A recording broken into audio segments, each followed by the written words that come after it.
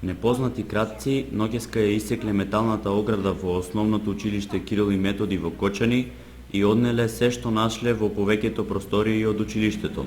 Најмногу страдале компјутерските делови и друга опрема. Штетата се проценува на неколку илјади евра.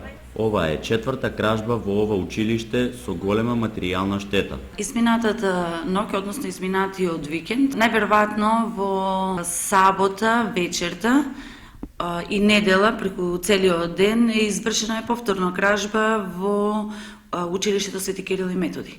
Значи обиено е од надворешната страна, пресечени се решетките, насилно влезено во училиштето и одземени се сите клучеви со кои се заклучени училниците.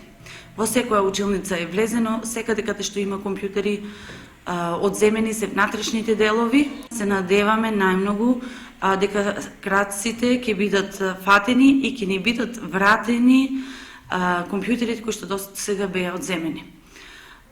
Ова е веќе четврта кражба, значи после последователните 3 кражби и објавувањето на медиумите, подолг период немавме кражба каде што убаво се заштити. Мислевме дека всушност убаво сме заштитени со поставување на решетки на пристапните училници и простории.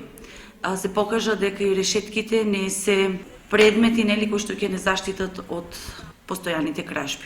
Штетата се уште не е проценета, значи се прави детална пресметка затоа што одземени се внатрешните делови од компјутерите.